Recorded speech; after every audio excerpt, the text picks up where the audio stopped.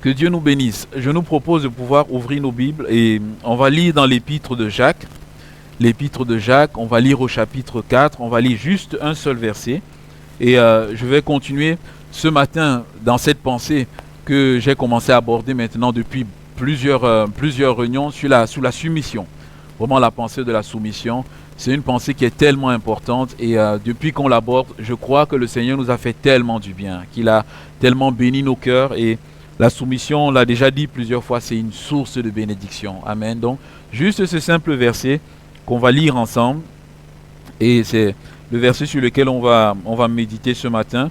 Ce verset dit simplement: soumettez-vous donc à Dieu, résistez au diable et il fuira loin de vous. Amen.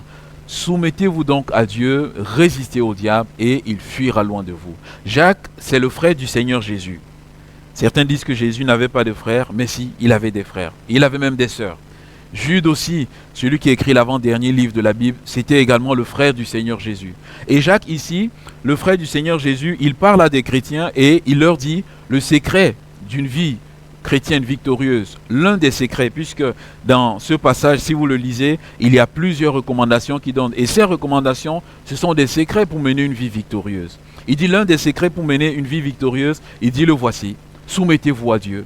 Et simplement ce matin, j'ai intitulé ce moment, ce partage, soumission, résistance, victoire.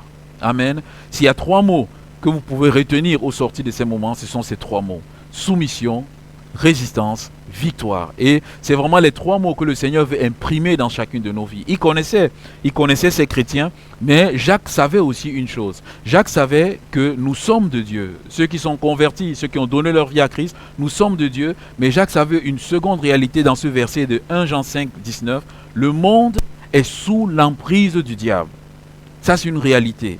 Jacques le sait, c'est que celui qui pilote ce monde, c'est le diable qui est là, il a une emprise. Et il leur dit: soumettez-vous à Dieu, vous pouvez résister au diable et vous aurez la victoire. Amen. Il dit cela à ces chrétiens dans les versets 1 à 6. Je vous ai fait grâce de la lecture de ces versets. Simplement un résumé. Il nous dresse un peu l'état spirituel de ces chrétiens à qui il donne ses conseils. Quand on lit des versets 1 à 6, on se rend compte que Jacques évoque des querelles, Jacques évoque des luttes, Jacques parle des convoitises, Jacques parle de l'orgueil, Jacques parle des passions, des désirs, de l'égoïsme, toutes ces choses. Jacques parle de l'amour du monde également. Jacques, il parle également des prières non exaucées. Il dit: vous demandez, mais vous ne recevez pas parce que vous demandez mal. Dans la vie de ces chrétiens, Jacques est en train de dire: il y a quelque chose qui ne va pas. Il y avait un blocage qui était dans leur vie et il leur donne la solution. Amen. Ces chrétiens, en quelque sorte, on pouvait dire, ils se laissaient un peu diriger. Tout ce que j'ai cité là, c'est ce qu'on appelle la chair, les œuvres de la chair. Ils se laissaient un peu diriger par la chair. Ils étaient soumis à la chair. Et la chair est un maître. La chair est un maître et lorsque on pense aux œuvres de la chair, l'apôtre Paul nous donne toute une liste dans Galates 5. On voit la jalousie, on voit l'envie, on voit la colère, on voit les passions, on voit les désirs incontrôlés. L'apôtre Paul, quand il cite la liste des œuvres de la chair, il parle même de l'idolâtrie, il parle de la magie, il parle même des meurtres. Il dit tout ça, c'est les œuvres de la chair. Et malheureusement, ces chrétiens à qui Jacques est en train de parler, ils se laissaient conduire par ces choses-là. Et comme ils se laissaient conduire par ces choses-là, des prières même n'étaient pas exaucées, ils avaient des difficultés. Et Jacques, il va conseiller ces personnes parce que Jacques sait une chose, c'est que qui est derrière ces œuvres de la chair, c'est l'ennemi. Lorsqu'il y a la chair quelque part, Satan n'est jamais bien loin. Lorsqu'il y a la chair quelque part, le diable il est là et il pilote les choses en coulisses. Et ils étaient comme sous l'emprise de l'ennemi, ils n'avançaient pas, ils n'avaient pas la victoire. Et Jacques leur dit: pour avoir la victoire, premièrement, il faut vous soumettre à Dieu. Amen. Il ne leur dit pas premièrement: résistez au diable, non. Il ne leur dit pas deuxièmement: il fuira loin de vous, non. Il dit la première chose: il faut vous soumettre à Dieu. Vous soumettre à Dieu, pourquoi? Parce que Dieu, il est plus puissant que le diable. Vous soumettre à Dieu parce que Dieu est au-dessus de tout. Il dit: il faut vous soumettre à Dieu, il faut vous soumettre à sa volonté. Dans ce passage ici, il dit c'est une soumission volontaire. C'est pas une soumission. Dieu ne va pas nous opprimer, comme je le disais encore vendredi, pour que nous soyons soumis. Non, c'est volontaire. Je dis: Seigneur, volontairement, je me soumets à toi. Seigneur, je me rends compte, il y a la chair qui est là, qui est en train de conduire ma vie. Seigneur, maintenant, moi, je veux que ce soit toi qui conduises ma vie. Se soumettre à Dieu ici, c'est laisser le contrôle de sa vie entre les mains de Dieu. De dire, Seigneur, moi je ne suis plus le maître de ma vie. Seigneur, ce n'est plus moi qui tiens le gouvernail, mais c'est toi qui tiens le gouvernail de ma vie. Parce que tu tiens le gouvernail de ma vie, Seigneur, je sais que je vais vivre dans la victoire. Il disait à ces chrétiens, pour sortir de la chair, il faut faire cela, parce que Dieu, il est plus puissant. Et en disant cela, bien-aimé, on pense à notre Seigneur Jésus. Jésus, quand il partait de la terre, il a donné une parole aux disciples. Jean 16, 33, il dit, je vous ai dit ces choses, afin que vous ayez la paix en moi. Afin que lorsque vous serez connectés à moi, afin que lorsque vous serez soumis à moi, vous aurez la paix dans votre cœur. Sachez une chose, vous aurez les tribulations dans le monde, mais prenez courage, j'ai vaincu. Se soumettre à Dieu, c'est se soumettre à Jésus. Si je me soumets à Jésus, j'entre dans la victoire de Jésus. Alléluia. Si je me soumets à Jésus, je marche avec le vainqueur. Or, la Bible dit dans Genèse 3,15, c'est que la postérité de la femme, qu'est-ce qu'elle a fait? Elle a écrasé la tête du serpent. Alléluia. C'est-à-dire que Jésus, il est celui qui a damné Satan. Alléluia. Qui a eu la victoire sur Satan. La Bible dit, il a traîné Satan dans son cortège triomphal, dans Colossiens 2. Il a dominé sur lui. Bien-aimé, si on accepte Jésus dans notre cœur, si on laisse Jésus régner dans nos vies, si on lui laisse conduire nos vies, on a la victoire. Alléluia. Deux fois on cherche à avoir la victoire de nous-mêmes. Deux fois on fait les efforts par nous-mêmes. Deux fois même par nos propres pensées. Mais on n'y arrive pas. Deux fois il y a le mal qui peut être là. Deux fois il y a un péché qui peut être là, qui nous domine. On n'arrive pas. Deux fois on a des limitations, des blocages qui sont là. On n'y arrive pas. Et la solution que le Seigneur nous dit, soumets-toi à moi. Alléluia. Capitule. Lâche. Capitule, c'est ça, lâche. Lâche. Moi je prends le contrôle. Et je vais te donner la victoire. Et à la croix, le Seigneur Jésus, il nous montre qu'il a vaincu, il a terrassé. Et quand Jacques dit soumettez, Jacques nous dit, ce n'est pas une option, bien-aimé. Parce que c'est une question de vie ou de mort, spirituelle et aussi physique. Ce n'est pas une option, il dit, soumettez-vous. Amen. Donc c'est un ordre, bien-aimé. C'est un impératif. Derrière cet ordre et cet impératif, il y a l'amour de Dieu. Il y a l'amour de Dieu parce que Dieu sait une chose, c'est que le péché ne nous veut pas du bien. Le mal ne nous veut pas du bien. Le diable ne nous veut pas du bien. Tout simplement ce qu'il veut, il est venu pour voler, pour détruire et pour égorger. Il ne nous veut pas du bien. Alors Seigneur, je veux me soumettre à toi. Alléluia, afin que tu me donnes la victoire.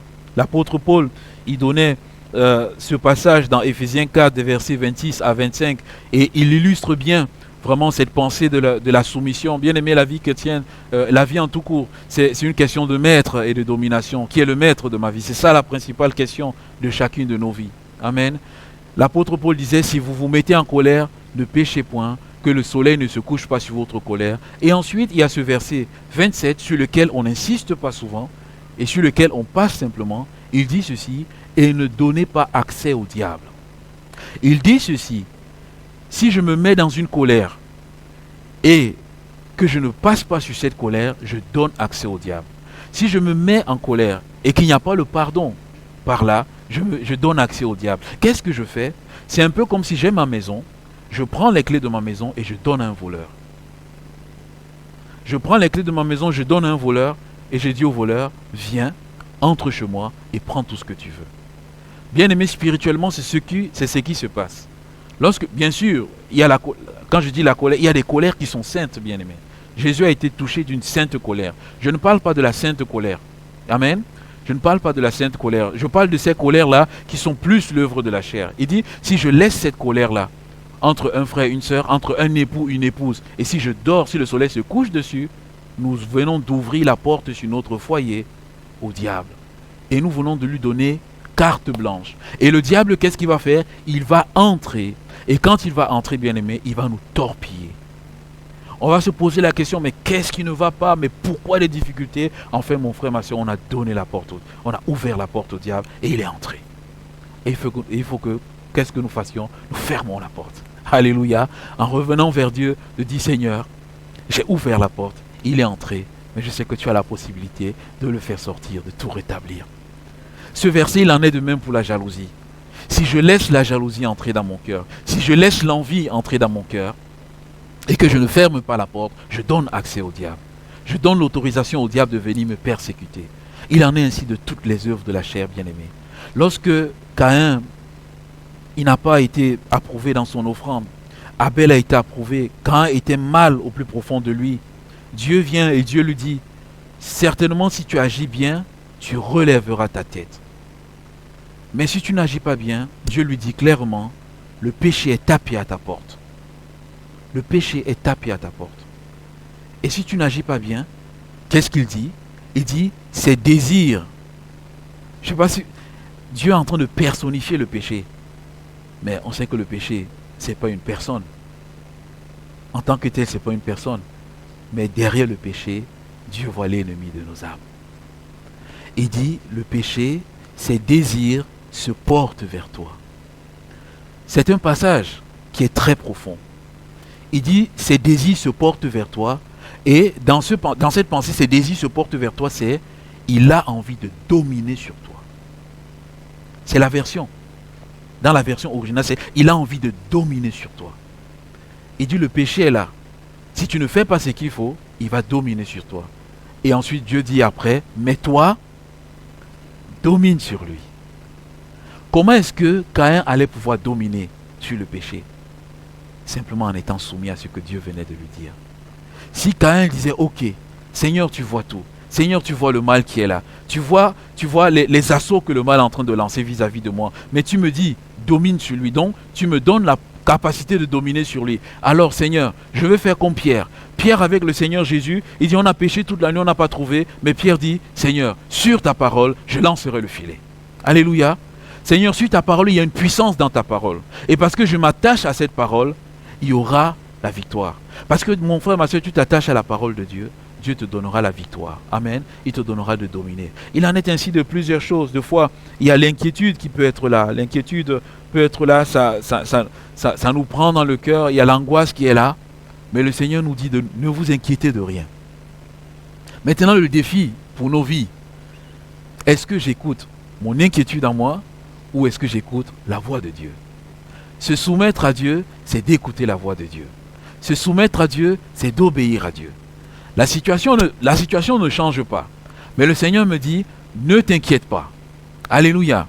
Ne t'inquiète pas. Et alors que je dis, Seigneur, c'est vrai, la situation n'a pas changé. Mais parce que j'ai décidé de mettre ma confiance en toi, mais parce que j'ai décidé de me soumettre à ce que tu me dis, alors la paix de Christ qui surpasse toute intelligence garde mon cœur et mes pensées en Christ. Alléluia. Malgré le fait qu'autour de moi, rien n'a changé. Amen.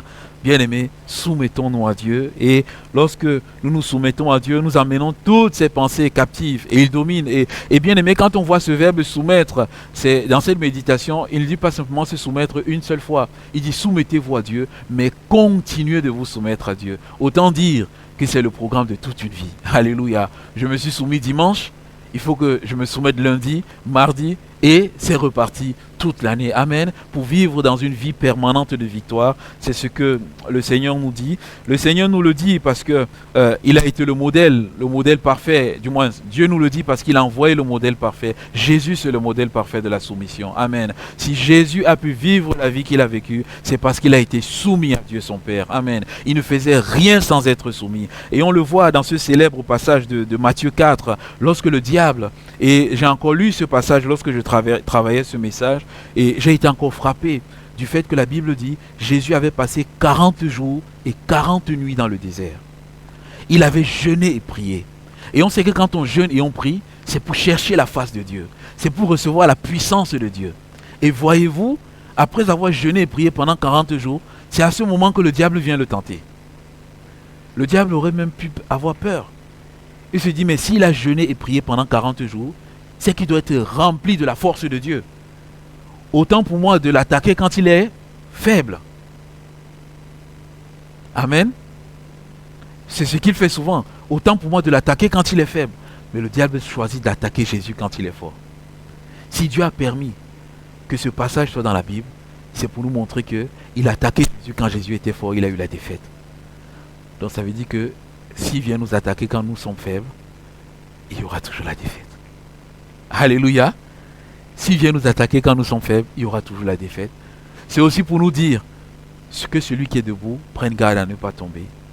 Si nous sommes forts, si nous nous sentons forts, de nous dire aussi, le diable il n'a pas peur de nous. Il viendra aussi nous attaquer quand nous sommes forts. Amen.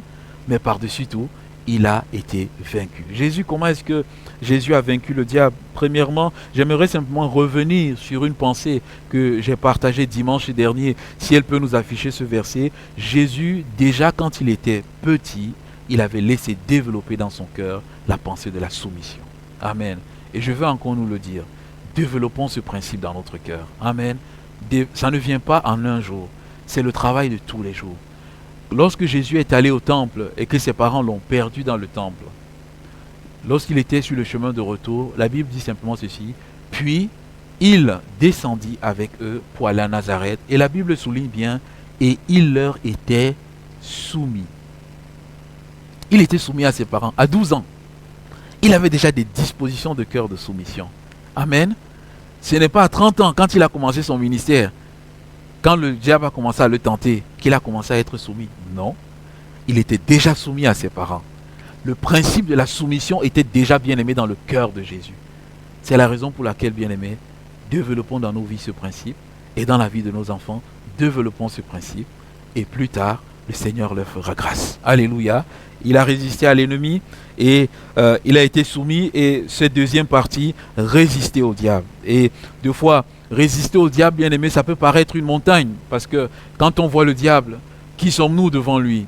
La Bible dit qu'avant sa chute, c'était lui il était élevé en gloire, il était là, c'est lui qui dirigeait la chorale céleste. Après la Trinité, c'était lui.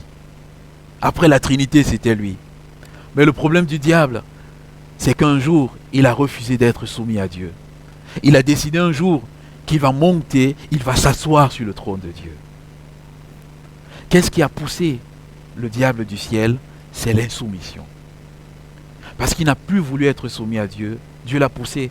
Donc, bien aimé, le diable est infiniment plus fort que nous. On ne peut pas résister, bien aimé. Avec nos propres forces, on ne peut pas résister. Il est infiniment plus fort que nous. Résister, c'est une montagne. Mais maintenant, si on a Jésus, on peut lui résister. Pourquoi? Parce que Jésus a déjà triomphé de lui. On peut aller devant lui sans avoir peur, sans craindre rien du tout, parce que Christ est avec nous. Il dit résister, continuez à résister. Des fois, il y a des situations où on résiste une fois et on baisse la garde. Non, il faut continuer, bien aimé. Quand il parle de résister, c'est faire face à face. Amen. C'est quelque chose de frontal, bien aimé. On ne résiste pas à distance. On ne résiste pas en étant caché. Non. Il dit tu montes, tu fais face à l'ennemi. Amen. Bien aimé, le Seigneur a besoin des fils et des filles qui peuvent faire face à l'ennemi. Jésus, lorsqu'il a dit à Pierre qu'il va bientôt mourir, Pierre lui a dit, à Dieu ne plaise, cela ne t'arrivera pas. Qu'est-ce que Jésus a fait? Jésus n'a pas tardé, il s'est tourné, il a dit, arrière de moi Satan. Il a fait face, bien aimé. Des fois, bien aimé, nous, on doit faire face à l'ennemi. Amen. Des fois, on reste, on est écrasé, on se laisse dominer par l'ennemi, on ne parle pas, on reste dans le silence, alors qu'il est là, il est en train de faire son œuvre. Amen. On doit lui résister. Comment Jésus a résisté? Jésus a résisté par la parole. Jésus était rempli de la parole de Dieu. Le diable vient pour tenter Jésus. Il dit, mais voilà des pierres. Si tu es le Fils de Dieu, transforme ces pierres en pain. Il est en train de demander ceci à Jésus. Dieu t'a investi d'une puissance. Mais sers-toi de cette puissance-là pour ton bien personnel. Et on sait une chose. C'est que le Saint-Esprit, le Seigneur nous a donné le Saint-Esprit. Premièrement, pas pour notre bien personnel. Amen. Acte 1:8 nous dit, nous avons reçu le Saint-Esprit pour témoigner. Le diable ici est en train de dire à Jésus, sers-toi égoïstement des dons de Dieu. Sers-toi égoïstement de ce que le Seigneur t'accorde. Il dit, la convoitise sur soi, et Jésus a démasqué cela. Le diable viendra nous tenter. Mais faisons comme Jésus, disons simplement, il est écrit. Il est écrit. Qu'est-ce qui est marqué dans la parole? Bien aimé, je le dis et je vais encore le répéter. Un chrétien fort, c'est un chrétien qui connaît sa parole. Un chrétien fort, c'est un chrétien qui est rempli de la parole. Un chrétien fort, bien aimé, c'est un chrétien, je disais encore dernièrement dans la formation du baptême, je parlais de John Bunyan. John Bunyan, c'est un homme dont Charles Spurgeon était tellement émerveillé. Et Charles Spurgeon lisait tellement le voyage du pèlerin. Parce que Charles Spurgeon un jour disait, John Bunyan, c'était un prédicateur, il dit, lorsqu'on pressait sa peau, c'est des versets bibliques qui tombaient. Il dit, lorsqu'on pressait sa peau, c'est des versets, parce qu'il avait tellement médité la parole de Dieu. John Bunyan, il est emprisonné, pour lui, c'est pas grave. il prend sa parole, il va étudier en prison. Il a étudié à tel point où un prêtre a déclaré ceci: j'ai plus de joie à aller écouter cet homme-là qui n'a pas fait beaucoup d'études que d'aller écouter un autre prêtre comme moi. J'ai plus de joie à l'écouter parce que quand je l'écoute, ça va droit dans mon cœur. Parce que cet homme était rempli de la parole de Dieu. Et bien aimé, pour ceux qui ont lu le voyage du pèlerin, ils le savent. Quand on lit le voyage du pèlerin, chaque phrase du voyage du pèlerin, chaque section, dans notre esprit, on se dit, mais ça c'est un verset biblique. Ça c'est un verset. Il a tout écrit ce livre avec la pensée des versets bibliques, mais remplis. Alléluia. Parce que c'est un homme qui avait pris le temps, qui s'était tenu, qui avait mangé la parole de Dieu. Lorsque l'apôtre Jean, il parle aux chrétiens de l'église, il dit: jeunes gens, vous êtes forts. Pourquoi est-ce que vous êtes forts, jeunes gens? Parce que la parole de Dieu demeure en vous. Amen. Bien aimé, c'est cette parole. Lorsque Jésus a pris cette parole, il a répliqué à la face de l'ennemi. Il n'a pas eu peur de parler au diable. Bien aimé, n'ayons pas peur. Lorsqu'il a ses assauts devant nous, prenons une parole de Dieu, parlons-lui. Alléluia. Et il va dire: ah, ce chrétien-là, il connaît la parole. Et qu'est-ce qu'il va faire? Il va faire comme Jésus. Il va utiliser une autre tentative. Une autre tentative. Il dit ceci à Jésus, dans le verset 5. Il va élever Jésus au-dessus d'une montagne. Il élève Jésus au-dessus d'une montagne. Il dit ceci à Jésus. Il dit, le transporta dans la ville sainte, le plaça au haut du temple. Il dit ceci à Jésus: jette-toi. Il demande à Jésus de se jeter par-dessus. Il dit: parce que Dieu a dit, je te viendrai en aide, j'enverrai mes anges. Mais là encore, c'est là où il y a l'importance, bien aimé, de bien étudier la parole de Dieu. Satan ici est en train de citer un verset biblique, mais qu'il a transformé. Dieu n'a jamais dit que si on se jette volontairement, il enverra des anges. Dieu a dit: si il arrive que tu tombes, que tu trébuches sur le chemin dans le psaume 91, moi j'enverrai mes anges. Donc si ce n'est pas volontaire, mais si c'est accidentel, moi j'enverrai les anges. Donc Satan, qu'est-ce qu'il est en train de faire? Il est en train de pousser Jésus à tenter Dieu. Il est en train de pousser Jésus à douter du secours de Dieu. Il est en train de mettre le doute dans notre esprit. Et bien aimé, deux fois, Satan, il nous prend à ce piège parce qu'il nous fait réciter des versets bibliques qui soit sont sortis de leur contexte, soit ne sont pas vraiment tels qu'ils sont. Et il fait en sorte que notre foi soit sur ces versets bibliques. Et des fois, on peut tellement mettre notre foi sur ces versets et on ne voit rien se passer. Mais lorsqu'on revient et qu'on médite la parole, on se dit: ah Seigneur, c'est vrai qu'il manquait un détail dans ce verset auquel je n'ai pas pris attention et l'ennemi m'avait mis de côté.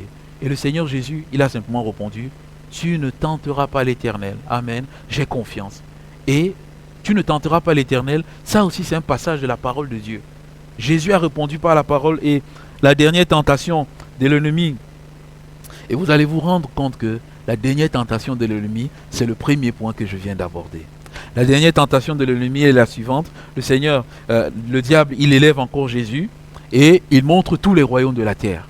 Il dit: voilà tous les royaumes de la terre. Si tu te prosternes devant moi, je te donne tout ça. Qu'est-ce qu'il est en train de demander à Jésus? Il dit: toi Jésus, toi qui es soumis à Dieu, arrête la soumission à Dieu, soumets-toi à moi et je te donne tout. Bien-aimé, la soumission dans ce monde, c'est un défi de soumission, bien-aimé. Et combien sont des personnes dans ce monde qui ont décidé de recevoir toute la gloire du monde, mais de se soumettre à Satan? Ils sont nombreux. Ils sont nombreux qui ont accepté le prestige de Satan. Ils sont nombreux qui ont accepté la gloire de ce monde. Mais par contre, Satan les tient captifs. Je ne peux pas vous citer les exemples. Moi, j'ai mes beaux-parents qui sont là ce matin. Au Cameroun, en ce moment, on observe, il y a la mort de plusieurs jeunes. Plusieurs jeunes. Et il se dit que plusieurs sont partis prêter allégeance à l'ennemi. Plusieurs sont entrés dans des loges. Un chrétien peut-il entrer dans une loge? Merci Simon. Ils sont entrés dans des loges pour avoir de la puissance. Et des fois, nous sommes tentés. Ça peut nous arriver, bien-aimés. C'est pour ça, faisons attention, bien-aimés. Même dans notre service. Quelqu'un peut voir que nous sommes tellement percutants, efficaces. Il dit: viens, on va aller dans une réunion. Oh, ce sont des amis. On va manger, tout. On va faire. Et on accepte. Là, il vient de faire en sorte que vous quittez de la soumission à Dieu et vous passez à la soumission au diable. Peut-être à premier abord, il y aura de la réussite, il y aura du succès, il y aura toutes ces choses-là. Mais bien aimé, Satan ne fait jamais rien pour rien. S'il nous donne ici, il reprend ici. Et des fois, quand il reprend, c'est la mort. Ça peut être à l'école, avec les jeunes. Viens, on va tester le Ouija. On va tester ci, on va tester ça. Mais viens, oh, c'est pas dangereux, c'est pas méchant. Viens, c'est juste un tout petit peu. Mais derrière ce vient, il y a l'ennemi qui est là. Et je lui dis non. Malgré le fait qu'un ami, une amie, un copain, une copine va me dire, mais viens, si on fait ça, on aura ça. Je dis non. Moi, je ne veux pas la gloire de ce monde. Moi, je veux la gloire de Dieu. Je veux que ce soit Dieu qui soit élevé. Moi, je ne veux pas la vie facile. Je ne veux pas gagner les choses facilement. Parce qu'aujourd'hui, bien aimé, on veut gagner les choses trop facilement. Fais ceci. Ah tiens, joue à l'euro-million. Vite fait. Tu vas gagner de l'argent. Dans la Bible, il n'est pas mentionné l'euro-million. Mais le Seigneur interdit les jeux de hasard. Fais le grattage, tu vas gagner. Ça, c'est la vie facile, bien aimé. Et des fois même on a entendu, malheureusement, certains chrétiens dire, oh, si je gagne à l'euro-million, je vais faire une grosse dîme à l'église. Mon frère, est-ce que Dieu n'a pas besoin de l'argent de l'euro-million? L'or et l'argent lui appartiennent. Il n'a pas besoin de cet argent sale. Bien aimé, regardez même les Juifs eux-mêmes, qui n'aimaient pas Jésus. Judas, on a payé Judas, qui livre Jésus. Il a livré Jésus, il est revenu prendre l'argent de la trahison pour mettre dans le tronc. Ils ont dit non, on ne met pas ça dans le tronc. Ça c'est l'argent sale. Ça c'est l'argent du sang. 30 pièces d'argent ils ont refusé. Mon frère, ma soeur, fuis l'euro-million.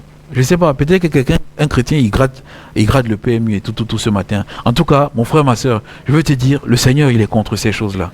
Se soumettre au PMU, à tous ces jeux de hasard, c'est la porte que, mon frère, ma soeur, tu es en train d'ouvrir à l'ennemi dans ta vie. Peut-être que tu es en train de... Tu lis aussi l'horoscope. Peut-être que tu lis l'horoscope. Ça paraît... Mais c'est une porte sur les choses occultes que tu es en train d'ouvrir. Parce que l'horoscope, bien sûr, certains diront, oh, c'est pas méchant, c'est doux et tout. Mais non. C'est une porte ouverte. Tu ouvres la porte de l'horoscope et c'est l'ennemi qui vient de plus en plus. Ça va faire l'astrologie, ça va faire la divination et au fur et à mesure. Et c'est comme cela que tu vas quitter de la soumission à Dieu pour être la soumission de Satan. Parce que quand on était un converti, moi je le confesse, je lisais l'horoscope, je ne connaissais pas Jésus. Chaque matin quand je partais à la fac, à l'école, il y a des journaux, métro, 20 minutes. Chaque fois, à la fin de 20 minutes, il y a l'horoscope. Pour ceux qui ont poussé ces journaux-là, il y a l'horoscope derrière. Donc le réflexe, c'est quoi? On lit, on tourne l'horoscope, on lit. Quel est ton signe astrologique? C'est les 12 signes du zodiaque. Quels sont les signes? Allez, dès que tu lis... Attends, je ne vais même pas vous raconter. Il y a tellement de choses qui sont racontées. Alors, sur la base de cela, oh, je vais passer une bonne journée aujourd'hui. Mais c'est faux. Des fois tu arrives au travail, ça se passe pas bien. Tu arrives à l'école, ça ne se passe pas bien. Je dis, l'horoscope là, c'est pas bon. C'est pas bon, bien aimé. Il est mieux. Quand je me suis converti, maintenant, quand j'étais dans le bus, j'avais ma Bible, j'avais mes versets bibliques derrière. Alléluia. Voilà. Je prenais, comme j'étais encore timide, je ne pouvais pas ouvrir toute la Bible devant tout le monde. J'avais un petit papier, tel que celui-ci, sur lequel je mettais mes versets. Voilà, je lis mon papier de telle sorte que ceux qui sont autour ne vont pas voir que je lis la Bible. Quand j'ai un peu plus eu de courage, allez, j'ouvrais ma Bible dans le bus et je lisais. Parce que je me suis dit, celui qui lit ses livres occultes, il n'a pas peur de moi. Il ouvre aussi les livres occultes dans le bus. Et il lit. Alléluia. Mon frère, ma soeur, ouvre ton livre dans la Bible. Lis ta Bible dans le bus. Alléluia. Même si tu es à l'école, amène ta Bible à l'école. Alléluia. Bien sûr, si tu as encore peur, va dans les toilettes, enferme-toi, lis ta Bible à la pause. Amen. Ton Seigneur va te bénir, il va te fortifier. Et alors, quand tu es un peu plus courageux, tu lis ta Bible en classe. Amen. Bien sûr, pas pendant les heures de cours, sinon il y aura des soucis avec le professeur. Mais pendant les heures de pause, tu lis ta Bible et ton Seigneur te fera du bien. C'est ce que le Seigneur Jésus a fait. Il a résisté à l'ennemi. Et la Bible dit ceci, le diable a fui. Amen. Il est parti. D'autres moyens, j'avance un peu vite, d'autres moyens pour résister à l'ennemi. Jésus a utilisé la parole, mais un autre moyen pour résister à l'ennemi, bien aimé, la prière. Il faut prier, mon frère, ma soeur. Pour résister, il faut prier, prier. Jésus, il a dit à Pierre, Pierre, Satan t'a réclamé pour te cribler comme du froment. Il voulait te torpiller, il voulait torpiller ta vie. Mais moi, j'ai prié pour toi. Alléluia. Il dit, Pierre, tu es faible. Mais moi, j'ai commencé à résister pour toi. J'ai prié afin que ta foi ne défaille. Toi, quand tu seras affermi, fais de même. Prie aussi pour tes frères. Alléluia. Mon frère, ma soeur, toi qui es plus affermi, et il y a quelqu'un qui n'est pas affermi, prie pour lui. Combat, résistez dans la prière pour lui, jusqu'à ce qu'il tienne ferme. Toi, si c'est toi qui es dans le combat, prie, jeûne et prie, cherchez la face de Dieu, jusqu'à ce que tu aies la victoire. Alléluia. Et le Seigneur te donnera la victoire. Quand Satan va se rendre compte qu'il essaie de tout faire et qu'il n'arrive pas à diminuer ta vie, il va se dire, bon, on s'éloigne pour un temps. Amen. Par la foi ferme. 1 Pierre 5, 8, l'apôtre Pierre également, il avait retenu la leçon. Amen. Il avait retenu la leçon et il dit ceci aux chrétiens, soyez sobres, veillez, votre adversaire le diable, qu'est-ce qu'il fait? Il rôde comme un lion rugissant, cherchant qui il va dévorer. Bien-aimé, Satan, il rôde autour de nous. Il rôde parce qu'il veut faire quoi? Il veut nous dévorer. Il veut nous dévorer par quoi? Par toutes les œuvres de la chair que j'ai mentionnées. Mais je veux dire non. Dans la suite, il est dit, résistez-lui avec une foi ferme. Soyons fermes dans la foi. Je dis, je suis ferme dans mes convictions. Je ne veux pas lâcher du terrain.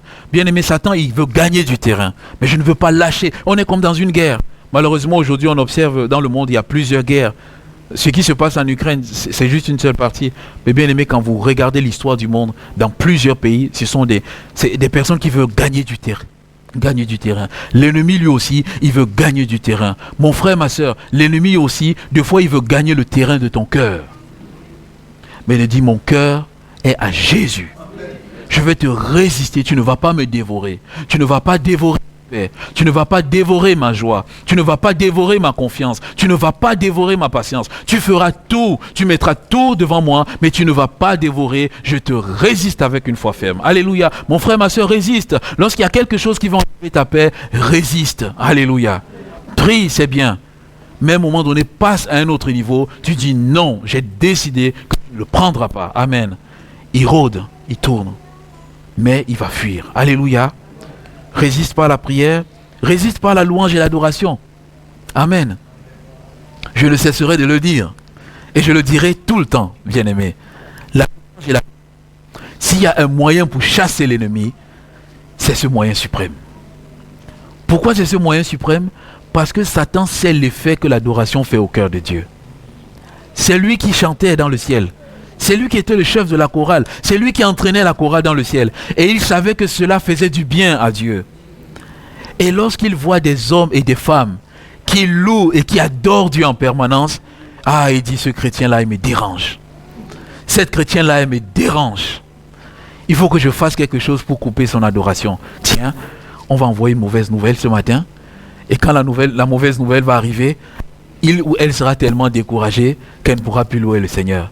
Dès que la mauvaise nouvelle arrive, Satan lui ne le sait pas, mais le chrétien ou la chrétienne est déjà préparé. Quand la mauvaise nouvelle arrive, la chrétienne a dit, ok, je louerai l'Éternel de tout mon cœur. Je raconterai toutes ses merveilles. Je chanterai son nom. Je louerai l'Éternel de tout mon cœur. Je ferai de toi le sujet de ma joie. Alléluia. Satan, c'est pas la mauvaise nouvelle qui est le sujet de ma joie. C'est Jésus qui est le sujet de ma joie. Alléluia. Et on chantait ça. Si la joie n'est pas encore venue dans notre cœur, on continue. Je m'écris, loué soit l'Éternel, et je suis délivré de tous mes ennemis. Alléluia. On chante ça. Si la joie n'est pas encore arrivée, je continue. Puisque le même esprit qui... Bien aimé, tous ces chants-là, si vous vous êtes rendu compte, tous ces chants, qu'est-ce qu'ils ont de particulier? Ils ont une seule strophe ou deux. Donc ça veut dire qu'on les retient facilement. Donc ça fait que vous n'avez pas besoin d'attendre que les paroles s'affichent. À la maison, chez moi, je m'assois, je chante ces chants. Et dès que j'ai chanté 1, 2, 3, 4, 5, dès que je me rêve, alléluia, j'avance. Amen. J'avance, pourquoi? Parce que le psaume 22, le verset 4 dit ceci: Dieu, toi tu sièges au milieu des louanges de ton peuple. Lorsque j'ai loué le Seigneur comme ça, le Seigneur, j'ai remis Dieu sur son trône. Je viens, Dieu commence à régner. Il dit, ok, comme tu m'as loué, me voici, je viens et je règne. Ne t'inquiète pas, je gère la situation. Bien aimé, c'est comme ça. C'est comme ça que David faisait. C'est pour ça que David, c'était un homme qui aimait louer Dieu. Parce qu'il avait une arme. C'était la louange. Plusieurs fois, il a pu tuer Saül. Saül, c'était un homme rempli de colère et d'animosité. Plusieurs fois dans la caverne, David était là. Saül était là. Saül était à portée de son épée. Il pouvait piquer Saül. Ah, il a dit, Saül, moi, c'est pas comme ça que je vais avoir la victoire. Moi, je vais avoir la victoire dans la louange. Et je te laisse entre les mains de Dieu. C'est Dieu qui va te gérer. À 2 reprises, c'est arrivé. Saül, il a laissé. Il n'a pas tué Saül, mais c'était un homme qui était dans la louange. Mon frère, ma soeur, sature ta vie de la louange. Alléluia. Que ce soit à la maison, sature ta vie. Mets la louange en permanence, même dans la maison, avec la petite... C'est pour ça que les postes radio étaient souvent bien. Amen. Il y avait les petits postes radio avec les cassettes. Tu mets la cassette, tu mets quelque part. La musique chante dans la maison tout le temps, tout le temps. Même quelqu'un qui entre dans cette maison-là, s'il veut te faire du mal, il entend la musique, il dit, ah, je ne suis pas dans le bon endroit, parce que cet homme-là, il loue le Seigneur. Bien-aimé, mettons-la. Je vous le dis, parce que c'est quelque chose que j'ai expérimenté, bien-aimé. Lorsque moi je suis rentré en 2010 au Cameroun, dans la maison, mon papa, en permanence dans la maison, il y avait des cantiques. Et quand tu entrais dans la maison, tu ne pouvais pas avoir un autre état d'esprit que l'état d'esprit des cantiques. C'était impossible. Il y avait toujours une louange à Dieu qui était là. Il y avait une atmosphère qui était là. C'est une question d'atmosphère, mon frère, ma soeur. Toi, tu peux changer l'atmosphère de ta vie. N'attends pas la louange le dimanche matin pour qu'il y ait une atmosphère. Toi-même, tu peux changer l'atmosphère. Alléluia. À telle enseigne que lorsque tu viens ici dimanche, l'atmosphère, elle est déjà changée. Amen. Que lorsque les chantres commencent à chanter, tu es déjà dans l'atmosphère de la louange. Et quand il y a déjà l'atmosphère de la louange, bien aimé, c'est un peu comme des flammes de feu. Une atmosphère 2, 3, 4 et puis ça embrase tous et la louange est là et on va pas dire Seigneur il y a une lourdeur il n'y aura pas de lourdeur dans la louange parce que l'atmosphère de la louange elle est déjà là. Alléluia. Mon frère, ma soeur, comment chasser l'ennemi? Je vais terminer avec cela, c'est par le témoignage. Alléluia. Témoigne, mon frère. Une manière de résister à l'ennemi, c'est de témoigner. Amen. Apocalypse 12 et le verset 11. La Bible ici est en train de parler, elle nous dit, dans le ciel, il y a eu une bataille entre Michel, l'ange Michael, l'archange Michael et les anges de Dieu. Ils ont combattu contre le dragon Satan et ses démons. Et il y a eu un combat. Et qu'est-ce qui s'est passé? Michael et ses anges ont vaincu Satan. Et la Bible prend le soin de nous montrer comment est-ce qu'ils ont vaincu Satan. Il dit, ils ont vaincu à cause du sang de Jésus-Christ. Et il dit, à cause de la parole de leur témoignage. Ils ont témoigné. Alléluia. On ne sait pas ce qu'ils ont donné comme témoignage. La Bible ne nous dit pas. On reste silencieux. Mais il dit à cause du témoignage. Mon frère, ma soeur, lorsque tu témoignes, c'est une victoire sur l'ennemi que tu proclames. Lorsque tu témoignes, c'est le territoire de Christ qui grandit de plus en plus et le territoire de Satan qui régresse, bien-aimé. C'est de cette manière qu'on aura la victoire. Bien-aimé, au travers de tous ces moyens, tenons-nous dans la présence de notre Dieu et la Bible dit simplement ceci, et il fuira loin de vous. En étant soumis et résisté, il va fuir loin de nous. Et j'aimerais simplement nous dire, dans ce dernier verset, Luc 4 et le verset 13, il fuira loin de nous, mais il ne fuira pas définitivement loin de nous sur cette terre. Parce que lorsque Jésus a été tenté, il a fui loin de Jésus, mais la Bible dit dans Luc 4 et le verset 13, après l'avoir tenté de toutes ses façons, le diable s'éloigna de lui jusqu'à un moment. On est condamné à soumettre et à résister, bien-aimé. Alléluia. On est condamné à la soumission, à la résistance. Satan s'est éloigné jusqu'à un moment. Il est parti se tenir en embuscade pour regarder. Et Satan, ce qu'il fait, mon frère, ma soeur, il se tient en embuscade. Et il regarde notre vie. Il regarde les portes d'entrée. Il se tient, il guette, il guette. Dès qu'il y a une porte d'entrée, il se lève, il revient. Il tente. Chaque fois il s'est levé, il est revenu vers Jésus. mais Jésus a toujours eu la victoire. Mon frère, ma soeur, j'aimerais simplement nous dire ce matin, il se lèvera chaque fois, il viendra, mais aussi longtemps que nous sommes soumis à Jésus et que nous résistons, on pourra toujours le faire fuir et il s'en ira. Alléluia. Et définitivement, il s'en ira lorsque Jésus descendra sur cette terre. Alléluia. Lorsqu'il y aura l'enlèvement de l'Église, Jésus descendra sur cette terre, il sera enchaîné pour 1000 ans et à ce moment-là, on pourra le résister après dans la bataille de l'Armageddon, on aura la victoire finale. Mon frère, ma soeur, soumets-toi à Dieu, résiste à l'ennemi par la parole, par la prière, par la foi ferme, par le témoignage, par l'adoration et tu verras, l'ennemi fuira de ta vie, tu verras, il y aura la victoire dans ta vie, il y aura la transformation et tu marcheras avec toi, tu seras content. Amen. Simplement ce matin, c'est ce que j'avais à cœur de partager avec nous. Alléluia. Enracinons-nous dans cette parole. Prions, disons merci Seigneur pour ces paroles que tu nous donnes. Parce que Seigneur, tu ne veux pas notre mort, mais tu veux notre vie. Tu veux que nous soyons riches et prospères marchant avec toi. Tu veux que lorsque les gens tout autour de nous nous voient et voient comment nous sommes soumis, ils voient ta gloire dans notre vie et peuvent te glorifier en retour. Amen. Seigneur,